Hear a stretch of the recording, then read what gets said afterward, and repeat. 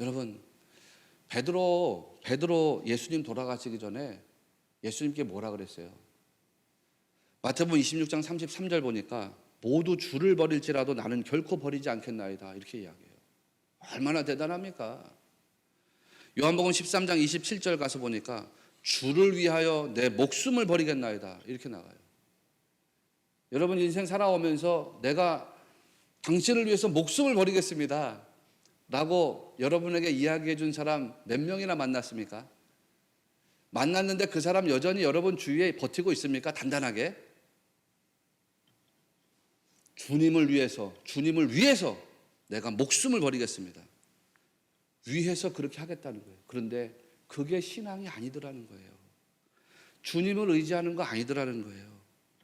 주님을 위해서라고 말했던 베드로가 어떻게 됩니까? 나중에 예수님 등 뒤에다 칼 꽂아버리잖아요. 예수님을 3번이나 부인하지 않습니까?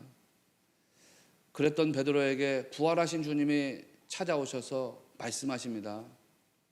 요한의 아들 시몬아, 너 나를 사랑하느냐? 내 어린 양을 먹이라.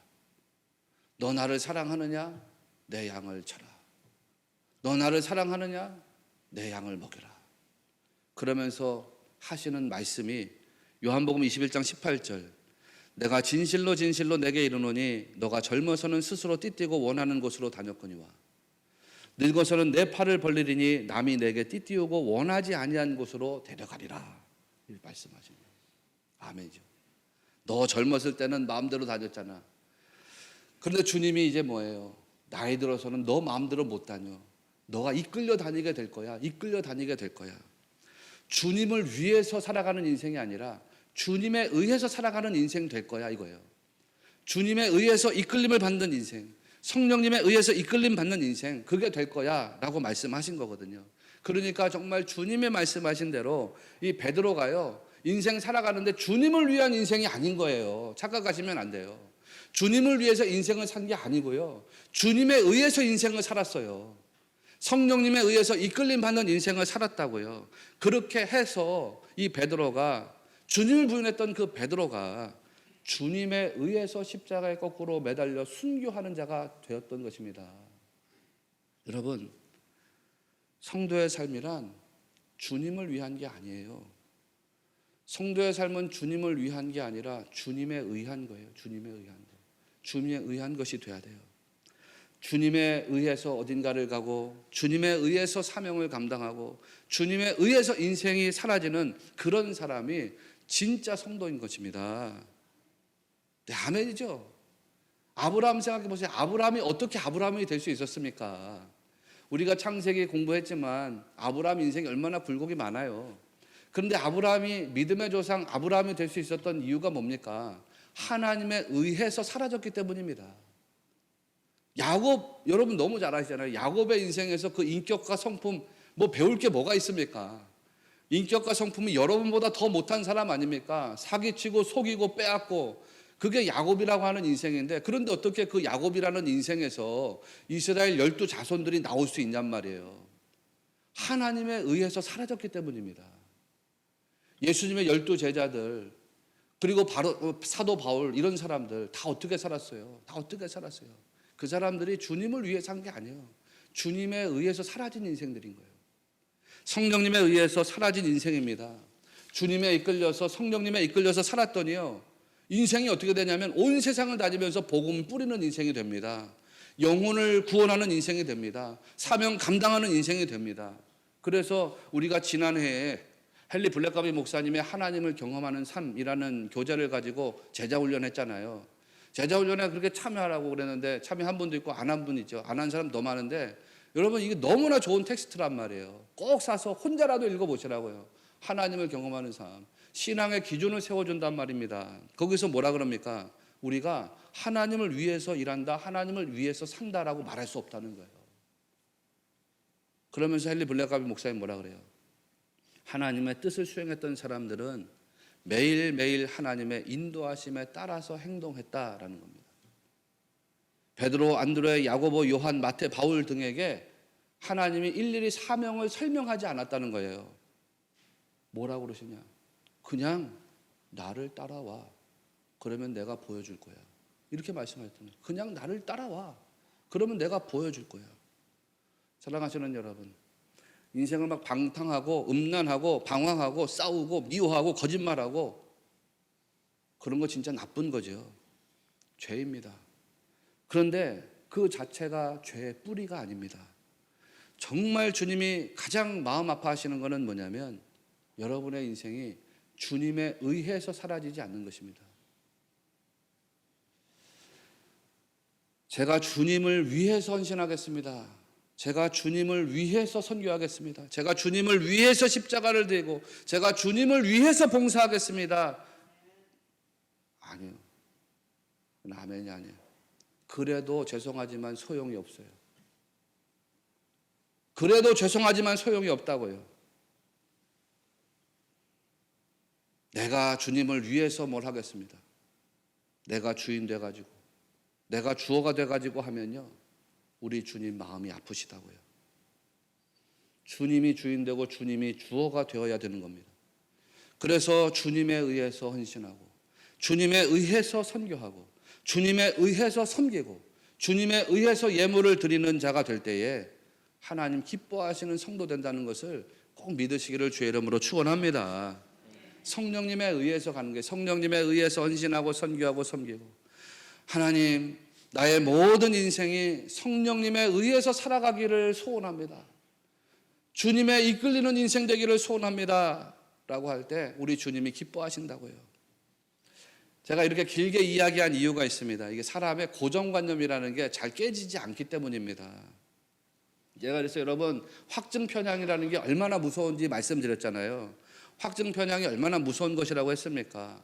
내 안에 어떤 확실한 답이 형성되어 있다고 생각하면요, 눈과 귀가 닫혀버린다는 거예요. 내가 어떤 것 진리라고 생각하면 그 다음부터 참 진리, 참 진실이 내 귀에 들리고 내 눈에 보여도요, 이거 다 진리가 아니고 진실이 아니라고 생각하는 거예요. 이게 무서운 거거든요. 우리나라의 정치가 왜 안 됩니까? 내가 지금 정치 얘기하려는 게 아니고요, 우리나라 정치가 이 확증 편향에 사로잡혀 있기 때문이거든요. A그룹과 B그룹이 있어요. 둘 다가 다 확증, 이 A그룹을 지지하는 사람, B그룹을 지지하는 사람들이 다 확증 편향이에요. 그래서 A가 말하는 거 B는 다 거짓말이라고 그래요. B가 말하는 거 A는 다 거짓말이라고 그래요. 서로가 다 거짓말이라고 하는데 이게 어떻게 대화가 됩니까? 의사소통이 됩니까? 어떻게 발전이 됩니까? 물론 이 세상 정치에는 소망이 없어요. 내가 이걸 어디 가서 깨달았냐면, 뉴질랜드 광림교회 가서 분쟁 조정을 하는데 딱 일주일 동안의 시간 속에서 그 사람들 만나가지고 분쟁을 조정합니다. 몇백 명 모이던 교회가 교회 분쟁하니까요, 교인들이 떠났을 거 아닙니까? 딱 120대 80으로 나눠져 있어요. 두 그룹이에요. 120대 80으로 딱 나눠져 있는데요, A그룹, B그룹. 이 사람들이 말하는 거 이 사람들은 다 거짓말이래. 이 사람들이 말하는 거 이 사람들은 다 거짓말이래요. 내가 보니까 객관적 진리와 사실이기도 합니다. 근데 서로가 서로에 대해서 다 거짓말이라는 거.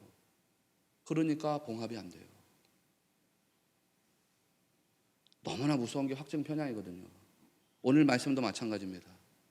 이게 깨져야 돼요. 우리가 가지고 있는 고정관념이 있어요. 그 고정관념이 깨져야 오늘 말씀이 관통된다고 그랬잖아요. 그러면 오늘 말씀 속에서는 우리가 어떤 고정관념을 깨야 될까? 나 이게 여러분에게 한번 설명했으니까 우리 여기 대부분의 분들은 고정관념을 이미 다 깨뜨렸을 겁니다. 그러나 오늘 처음 이야기를 듣는 분들은 깨지지 않았겠지요. 우리가 가지고 있는 고정관념은 뭐냐면 재물이에요. 재물에 대한 고정관념이 있어요. 아, 여기 나오는 주인이라고 하는 존재는 재물을 소중하게 여기는 사람이로구나. 그래서 재물을 소중하게 여기기 때문에 자기 재물이 잘 관리돼야 된다고 생각하는구나. 이런 고정관념을 가지고 있어요. 이 사람 재물을 참 아끼는 사람이로구나. 그래서 자기 재물이 줄어들거나 자기 재물이 늘어나지 않으면 굉장히 조바심을 떠는 사람이로구나 라고 하는 고정관념을 가지고 있어요. 그러면 어떻게 되냐면 이 청지기가 이 주인의 재물을 잘 관리하는 사람이 돼야 돼요. 재물을 관리하는 사람이 돼야 된다고요. 관리라고 하는 측면에서 이 말씀을 보면은 이게 관통 안 된다고요. 당연하지 않습니까, 여러분? 세상 사람들이 다 그렇게 생각합니다. 여러분, 재물을 너무나 소중하게 여긴다고요. 그래서 그 재물을 자꾸 관리해 줘야 된다고 생각합니다. 그런데 이런 고정관념이 깨질 때 이 본문 말씀이 제대로 보인다고 했습니다. 우리가 1절 말씀을 보면 그가 주인의 소유를 낭비한다는 말이 그 주인에게 들린지라라고 하는 9절 때문에 함정에 빠진다고 했습니다. 주인이 재물이 줄었어. 갑자기 어느 날 보니까 내 재물이 줄었네. 그래서 이 청지기를 책망하고 해고 통보를 했다. 이렇게 생각합니다. 그런데 뒤에 나오는 말씀 보니까 어때요? 이 청지기가 주인의 재산을 깎아먹었는데 그때 가서는 주인이 오히려 청지기를 칭찬하더라는 거죠. 그러니까 이 주인은 자기 재물이 줄어서 청지기를 책망한 게 아니로구나라는 사실을 전제로 깔아야 됩니다. 여기서 말하려고 하는 의도는 다른 거예요. 재산을 잘 관리해 주는 청지기가 아니라요. 재산을 잘 흘러가게 하는 청지기, 이게 핵심이에요.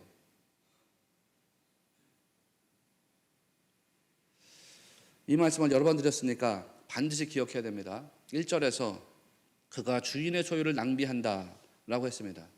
낭비한다는 말이 헬라어로 디아스코르피조라고 그랬죠. 디아스코르피조, 원래는 무슨 뜻이냐면 횡령한다는 뜻이라고 했습니다. 의무를 게을리한다, 이런 뜻이라고 했습니다. 이 청지기의 핵심 문제는 뭐냐? 주인의 재산을 줄어들게 한 것이 아니라 주인의 재산이 흘러가야 될 곳으로 흘러가지 못하게 막은 겁니다. 주인의 재산을 가지고 주인의 목적을 위해서 사용한 것이 아니라 자기 목적을 위해서 썼다는 겁니다. 예를 들면 주인이 돈을 한 1,000만 원 줬어요.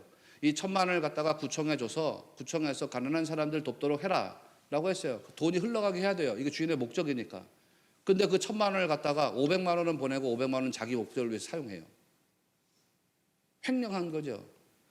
주인의 목적대로 흘러가게 한 것이 아니라 자기 목적에 따라서 사용했다는 것입니다. 목적에서 벗어난 거예요. 이 청지기의 핵심은. 목적에서 벗어난 게 뭐예요? 목적에서 벗어난 게 죄잖아요. 하마르티아라고 하는 게 뭐예요? 관역에서 벗어났다는 거 아닙니까? 죄예요. 그래서 책망받은 겁니다. 여기서 비유하고 있는 청지기가 누구라고 했습니까? 바로 우리 인간들을 말하는 것이라고 했습니다. 불의한 청지기가 비유하는 대상이 누구냐? 우리 인간이라고 했습니다. 그러면 왜 이 세상 살아가는 사람들을 불의한 청지기와 똑같다고 주님은 말씀하신 것일까? 하나님이 사람들에게 생명을 주셨습니다. 시간을 주셨습니다. 건강을 주셨습니다. 재물을 주셨습니다. 그런데 사람들은 불의한 청지기 같이 삽니다. 그 모든 소유권자가 하나님입니다. 주인이 하나님입니다. 생명도 시간도 건강도 재물도 다 하나님 소유입니다. 그러면 그 소유가 어떻게 사용돼야 되는가요? 무엇을 목적으로 쓰여야 되는가요? 주인의 목적에 합당하게 쓰여야 되겠지요. 하나님이 주인 되시는 것이 맞다면 하나님의 목적에 따라서 쓰여져야 되겠지요. 그런데 사람들이 오해합니다. 마치 이게 다 나의 소유야.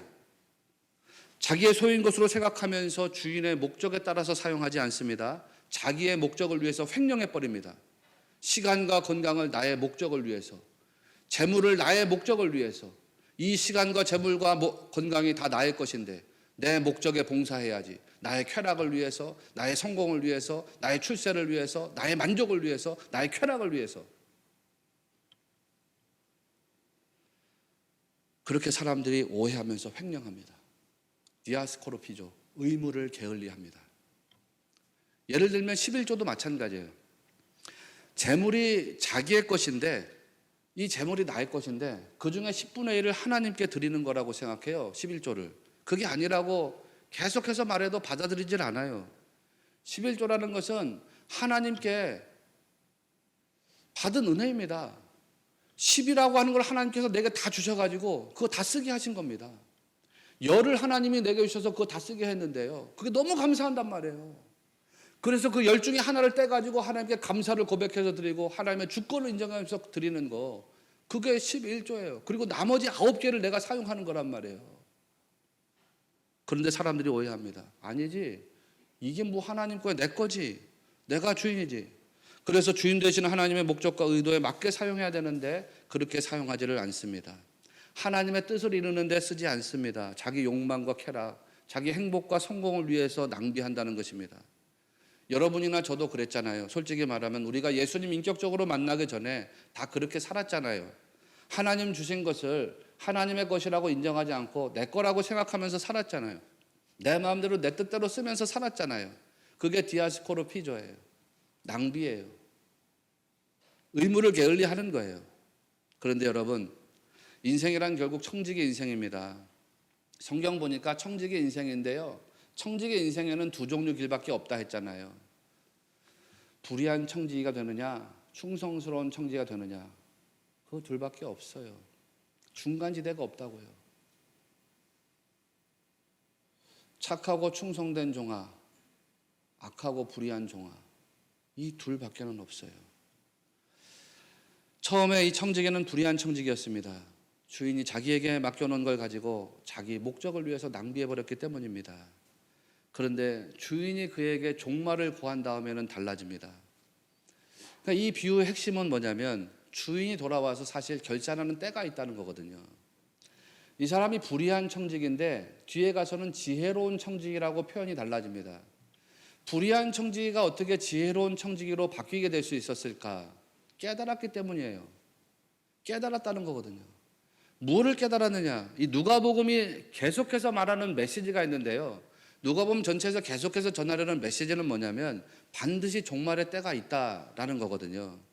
그러니까 마지막 때를 위해서 영혼을 준비해야 된다는 이야기를 끊임없이 합니다.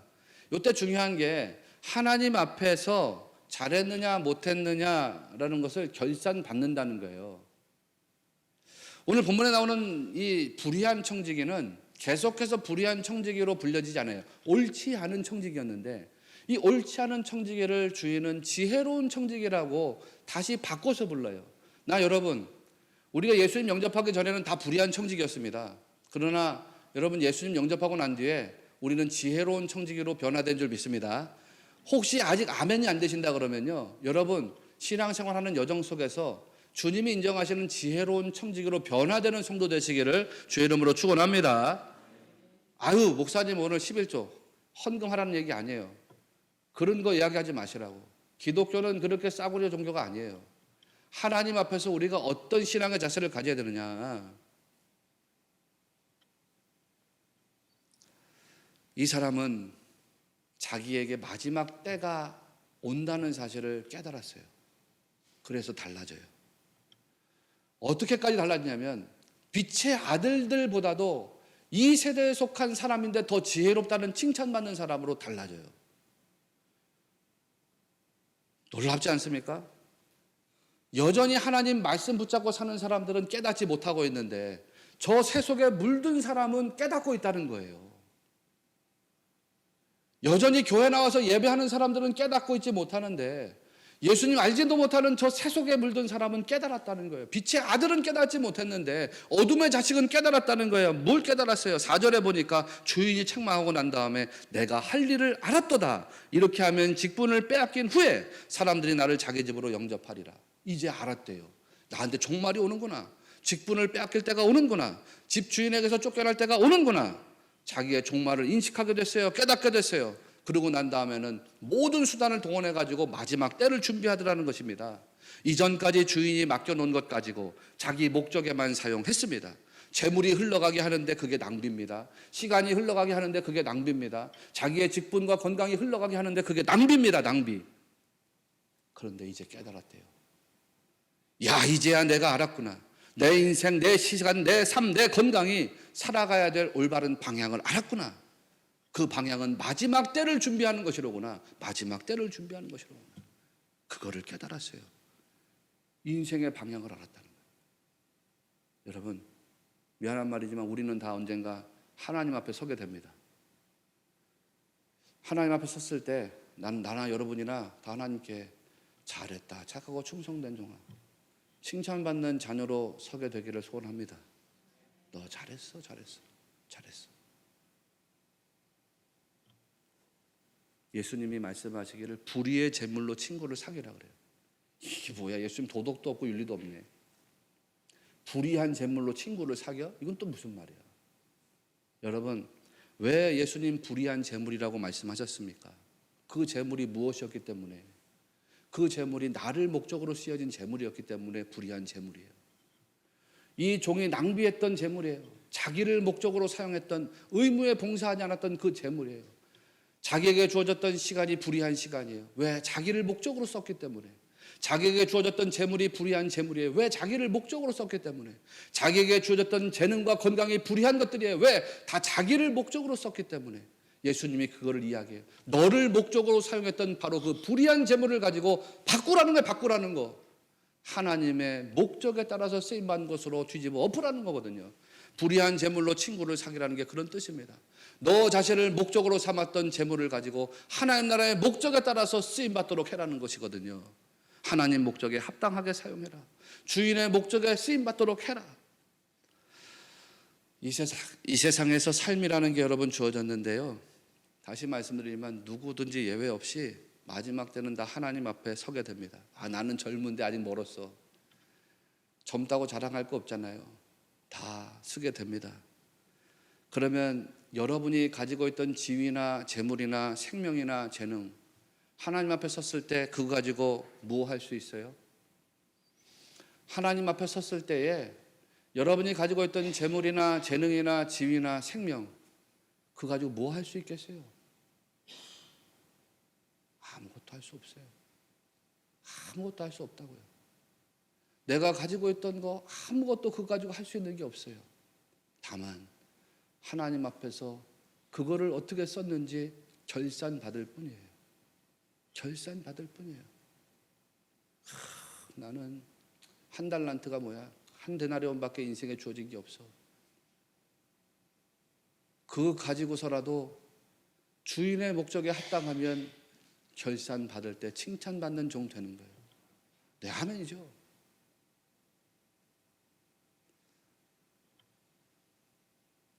하나님 앞에서 결산받을 때 내가 나만을 위해서 살았다. 그러면 나쁜 청지기, 악한 종입니다. 책망받을 겁니다. 그런데 우리 중에는 누구도 나만을 위해서 사는 분은 없잖아요. 나 그렇게 믿고 있거든요. 우린 나만을 위해 사는 사람 없잖아요. 그렇지 않습니까? 네, 아멘이시죠? 그런데 있잖아요. 그래서 이렇게 바꿔서 말할게요. 내가 뭐를 했는데 내가 주어가 되고 주인 돼서 행한 일이라고 하면 주님 앞에 섰을 때 주님이 여러분 바라보시는 그 눈빛 속에 슬픔이 담겨 있을 거예요. 그러나 반면에 주님에 의해서 주님의 목적에 따라서 성령님께 이끌려서 살았다면 여러분 하나님 앞에 섰을 때 하나님께 기쁨이고 여러분에겐 칭찬이 될 줄로 믿습니다. 잘했어. 착하고 충성된 종. 너 진짜 잘했구나. 착하고 충성된 종. 말씀하시는 소리를 들을 것입니다. 나는 올해 우리가 한 해 동안 살아가면서 다 그런 삶이 되면 좋겠습니다. 아니 일생 동안 그런 삶이 됐으면 좋겠습니다. 위해서 아니에요. 그동안 위해서라고 했다면 여러분 다 의해서로 바꾸세요. 위해서라고 하는 건 끝이 있어요. 끝나요. 또 실족해요. 내가 누구를 위해서, 내가 우리 아버지를 위해서, 어머니를 위해서 해야지. 내가 우리 목사님을 위해서 해야지. 내가 장로님 위해서 해야지. 그 뜻이 거룩하고 숭고하지만 그러나 끝이 있어요. 다 떠나요. 의해서에 살아가는 사람, 예수님에 의해서, 성령님에 의해서, 그 의해서에 의해서 살아가는 사람, 그런 사람이 끝까지 가요. 끝까지 가요. 주님 부르시는 날까지. 주님에 의해서, 성령님에 의해서 주님의 목적에 따라가는, 즉 주님의 뜻에 순종하는 성도로 올해 살아가시기를 바랍니다.